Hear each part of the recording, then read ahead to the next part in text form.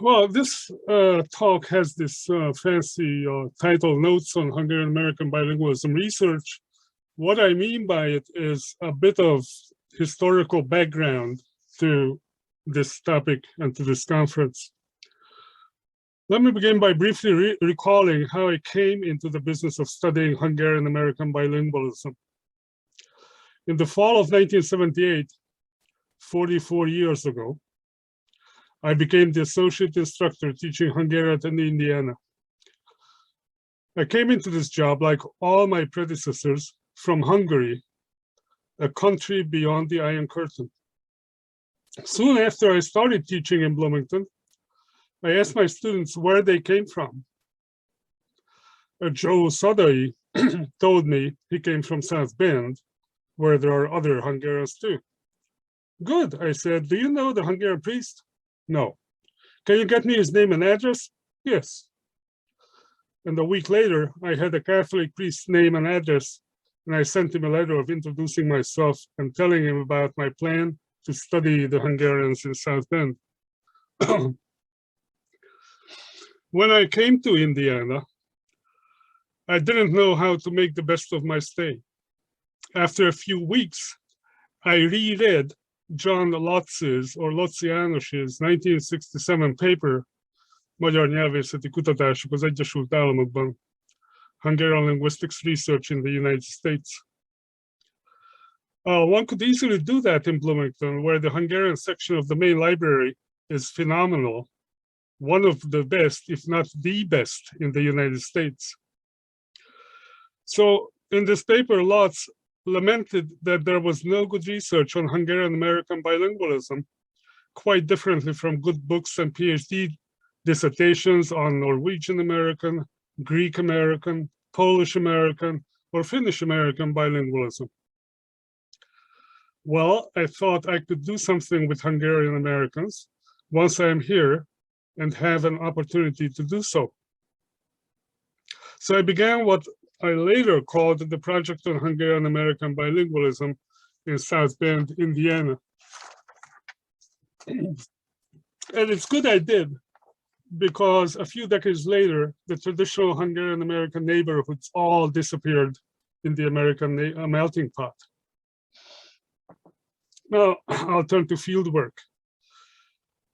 My fieldwork, or rather our fieldwork, from 1979 to 81, with my research associate Greg Naylor, a graduate student of Hungarian in Bloomington, whose Hungarian was extremely good, due in no small part to his having been a visiting student for a year at my university in Szeged. Well, Greg and I conducted sociolinguistic interviews with scores of Hungarians, mainly in South Bend, but also in the Calumet region, south of Chicago. I did the Hungarian interviews and Greg conducted the English ones, since the plan was to study respondents' Hungarian as well as their English. Right from the beginning, we were telling white lies to our respondents. Greg doesn't know Hungarian, but is interested in things Hungarian. I introduced this research rule because I wanted to record the best English that respondents had, preventing them from switching to Hungarian when they felt the need to do so. Using this research rule caused two problems. The first, oftentimes Greg found himself in the impossible situation where he had to feign no knowledge of Hungarian, even when respondents were cracking hilarious jokes. After a few interviews, Greg told me he couldn't possibly play the role any longer and he'd go back to Bloomington. Thank God he did not. The second thing, some of our respondents became suspicious that Greg actually knew Hungarian. They would even say so when Greg was out of earshot. This also became a serious methodological problem, but we finally were lucky enough to conduct excellent interviews, not only in Hungarian, but also in English. Apart from speech recorded in interviews, the field linguist also strives to record speech in all other situations. After a Catholic mass in front of church, in somebody's garden, when the person is boasting to friends of his newly installed sprinkler system, etc. Now, when I checked this tape a few hours later, I heard one of the most precious Hungarian linguistic data in my life, sprinkling system. All the books on the history of Hungarian tell us that word initial consonant clusters in the models of foreign words become reduced in Hungarian. For instance, German Schwager becomes Hungarian Shogor, brother-in-law. What they don't say anything about is how this actually happens. Now, in my case, and this is on tape, the American-born son, in his perfect Midwest English, said, see my new sprinkling system? How'd you like it? And his father's best friend, a 56er, responded, yeah, new sprinkling system, very good.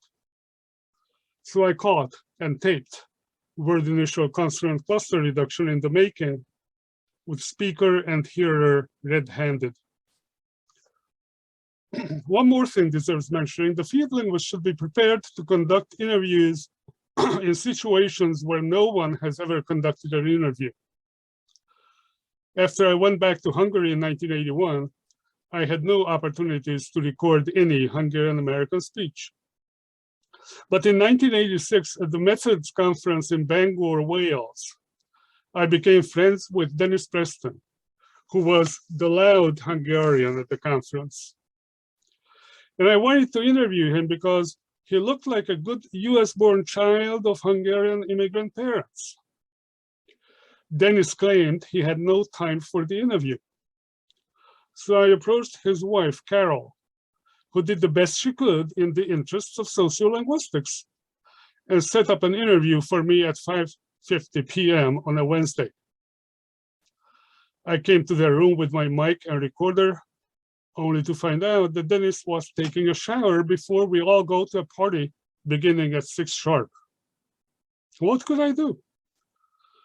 I stuck my non-waterproof mic into the shower cubicle and began my interview with the question, tell me, how was it being brought up as a hunky child in Southern Illinois? I like to think to myself that this is the only, or at least the first, sociolinguistic interview ever conducted with the respondent in the shower. I'll turn to the Iron Curtain now. During my years at IU, 78 to 81, I was constantly aware of the Iron Curtain and its consequences. It was my chance of a lifetime to profit what I can as a linguist.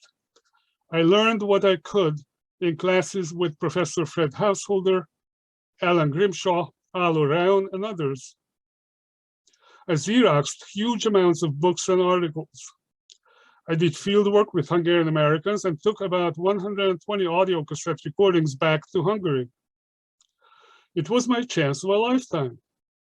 Few Hungarian linguists had spent more than a month or two in the United States in the 60s and 70s, maybe a dozen. Nobody, not even Hungarian professors of American studies, had spent as much as 3 years in a row in the US. Now I'll speak to students of American English for a minute. When in August 1981, I was traveling back to Hungary from the US, I had checked luggage, 2 pieces, and a smallish carry-on suitcase in my hand. It contained 120 audio cassettes, the fruits of my linguistic fieldwork in South Bend. They were very precious to me, so I didn't check them. I carried them successfully through customs in O'Hare, then in Montreal, no x-rays, just explaining to customs that I had wanted them hand-checked. Now the last short leg of my trip to Budapest, just a 2-hour flight from Heathrow Airport. Easy, I thought. I come up to customs and say, I'd like to have these hand-checked, please. It's gonna be hand-checked anyway because you're Hungarian, said the customs man. Well, I sure was a Hungarian. It was the Iron Curtain years. Open it up, he said in a very unfriendly way. What is this? I reckoned if I said to him something like taped speech of bilingual Hungarian Americans, he would not understand. So I said, American English. American English? There's no such thing. Sir, if you haven't heard it yet, you can at least look at it now. And he let me go, thank God. I'll turn to inaccessible respondents now. When in the first days of January 1991, I took about 40 copies of my book on South Bend Hungarians to South Bend, there was a small book launch party in the basement of St. Stephen's Church, and I gave a copy to each of my living respondents and the children of those who had passed away by then. I loved every minute of this trip, and the many people who came to the book launch were also happy. Monsignor Elmer G. Peterson, my major contact with the Hungarian community from day one of the project, even arranged for the South Bend Tribune to run an article with a picture of the book the day before the event. At the book launch, I autographed copies of to old-timers, that is, people who came to the United States around World War I, 56ers or freedom fighters, and then their US-born children of the immigrants. In other words, three groups of respondents of the planned 4 received copies of the book, to which they had contributed invaluable linguistic material. The missing group, with whom we could not conduct a single interview, was the DPs, the displaced persons, Hungarian professionals who immigrated after World War II under the Displaced Persons Act of 1948. Why we couldn't interview a DP in 1979-81 became clear to me only the day after the book launch in 1991, when Monsignor Peterson said to me, "Miklos, would you like to come with me tomorrow when we have our monthly gathering and lunch at the restaurant?" Of course, I was happy to go. There were about a dozen men at this lunch. Some were former Hungarian army officers, others were lawyers, doctors, or engineers. They were all DPs. This was the regular monthly Hungarian DP meeting. I soon recognized most of the faces. These were people I had seen at the Hungarian Catholic Masses many times, but I didn't know their names and never talked to them. They were the DPs in South Bend who would never talk to a Hungarian with a Hungarian passport during the Cold War. But now the Iron Curtain collapsed, so they felt safe to talk to me.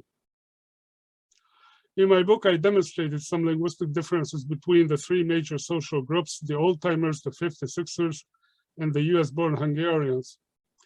Whether DPs showed any linguistic differences from these groups cannot be discovered in future, since all the DPs had deceased. Now I'll turn to prediction. In my review of the book whose cover you see now, Hungarians in Michigan, by Eva Hughes-B-Darvas, published in 2003, I tried to summarize the major differences between 20th century Old Hungarians and 21st century New Hungarians, as was carefully documented by Hughes-B-Darvas. The Old Hungarians were mainly blue-collar workers. The New Hungarians are mostly professionals or people employed in the service industries. The Old Hungarians built Hungarian neighborhoods close to the factories and mines where they earned their meager living. These neighborhoods had Hungarian churches, stores, taverns, and Magyar házak, Hungarian cultural centers. These Hungarian neighborhoods were geographically well separated, as were the Buckeye Road neighborhood in Cleveland, Rum Village in South Bend, or Hazelwood Inn and McKeesport close to Pittsburgh. The New Hungarians lived far from these old neighborhoods and churches and dispersed in suburbs. The Old Hungarians lived in real Hungarian speech communities where their children could easily learn to speak Hungarian well. The strength of these Hungarian speech communities is shown by the fact that in some cases, immigrants could spend 5 or 6 decades in them without learning English. The New Hungarians don't live in real Hungarian speech communities. If anything, they live in virtual Hungarian communities in which people only speak Hungarian to others on cell phones, Skype, or similar devices. Under such circumstances, their children cannot possibly learn Hungarian because there is nowhere to learn and no one to learn from. If the family is the only speech community to learn Hungarian in North America, the children's Hungarian language competence will be unavoidably inadequate. In my review, I made the prediction that there will be Hungarians in the United States in the 21st century, but almost none of their children will learn to speak Hungarian or will learn to speak Hungarian well. Finally, I'd like to call attention briefly to two invaluable archives of old-timer Hungarian speech. The first is Andrew Vázsonyi's Beyond Castle Garden, an American Hungarian dictionary of the Calumet region. Now, Vázsonyi Endre was born in 1906 in Budapest, Hungary, and he died 80 years later in 1986. With his wife, ethnographer Linda Daig, he immigrated to the US in 1964 and held various academic jobs at Indiana University, Bloomington. In the mid-60s, he and his wife conducted extremely valuable research among the Hungarian Americans in the Calumet region, southeast of Chicago, and this dictionary is the best source to study that kind of speech. This is, among other things, one remarkable feature of it is that it's the first ever élő nyelvi szótár in Hungarian linguistics, or a dictionary whose data come from tape-recorded interviews. As I wrote in the introduction to this dictionary, the examples are not invented sentences, but instances of actual spoken language use. Secondly, this was the first Hungarian dictionary based on a standard generalized markup language database, or SGML database, as it was called at the time. The value of this dictionary lies in its being the only dictionary of a now extinct variety of Hungarian that's spoken in the 60s by old Hungarian immigrants who went to the US in the first decades of the 20th century. Now, the second very valuable source is Elamir Bako's collection of dialect interviews of Hungarian. Bako Elamir was born in Henszida, Hungary in 1915. He immigrated to the US in 1951. And from 1952 to 85, he was a librarian in the Library of Congress. Originally a linguist, in 1963, he tape-recorded valuable dialectological interviews with several Hungarians across the United States. These recordings have been digitized and are now freely available at the University of Debrecen Hungarian Linguistics Department website. And with this, I will close the talk, and I'm open to any friendly or unfriendly questions. Thank you.